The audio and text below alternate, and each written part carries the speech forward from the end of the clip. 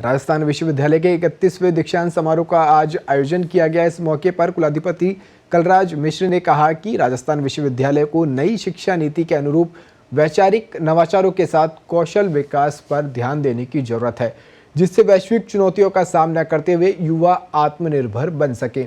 उन्होंने राजस्थान विश्वविद्यालय से आह्वान किया कि वो तकनीकी वाणिज्यिक ज्ञान विकसित करने पर जोर दें और इसके लिए सभी को संकल्पबद्ध होकर प्रयास करना, ऐसा उनका मानना है।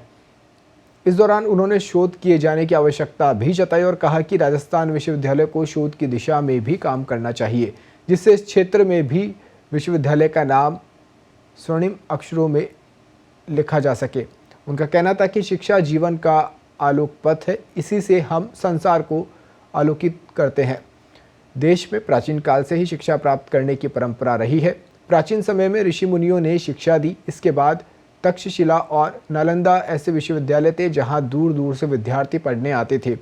उन्होंने कहा कि भारतीय संस्कृति शिक्षा केंद्रित रही है। शिक्षक विद्यार्थियों को तकनीकी दक्षता प्रदान करता है।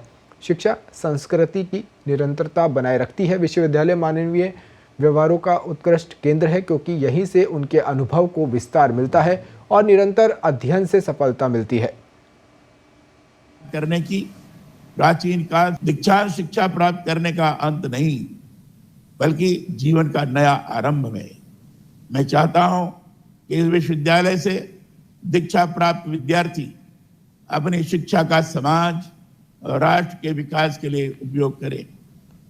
शिक्षा को मैं जीवन का आलोक पथ कहता हूं, इसलिए कि यही वह मार्ग है जिससे हम केवल अपने जीवन में ही नहीं, संसार भर को आलोकित करने की क्षमता हासिल करते हैं।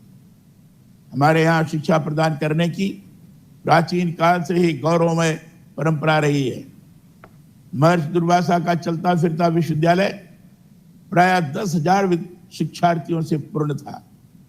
वाल्मीकि, वशिष्ठ, अंगिरा, भारद्वाज आदि अपने आश्रमों के प्राचीन कुलपति थे।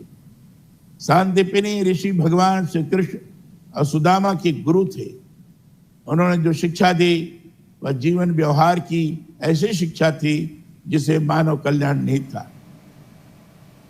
प्राचीन गुरुकुलों के जो विकसित रूप सामने आए वही बाद में विश्वविद्यालय कहलाए।